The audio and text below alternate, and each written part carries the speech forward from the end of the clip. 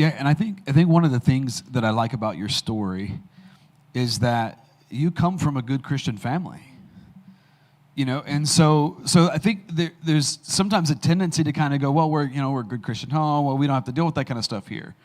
But you're a good Christian home. Like, I know your dad, he's a pastor. He's been a senior pastor at a church for a number of years. He's now here on our speaking team at Harvest. And so like, I know your family. And so you just kind of go, wow. So even good Christian families need this book in their home and need to be talking about this topic.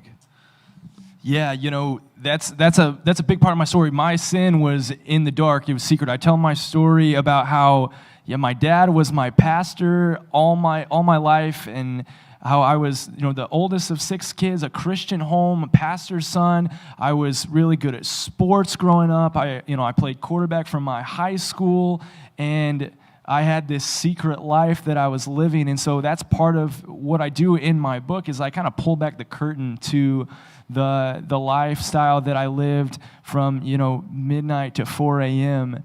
Throughout high school and behind closed doors. And it's, I think it's kind of it's a myth of, I want people to think that I'm awesome because Jesus has done amazing things in my life. He made me.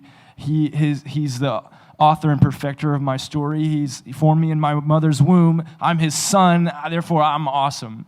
But I don't want there to be like this false idea of who Nathan was, which I lived much of my life I lived a life of hypocrisy, honestly. People had this idea of who Nathan was, and it was just like it was kind of a facade, or it was not the whole picture.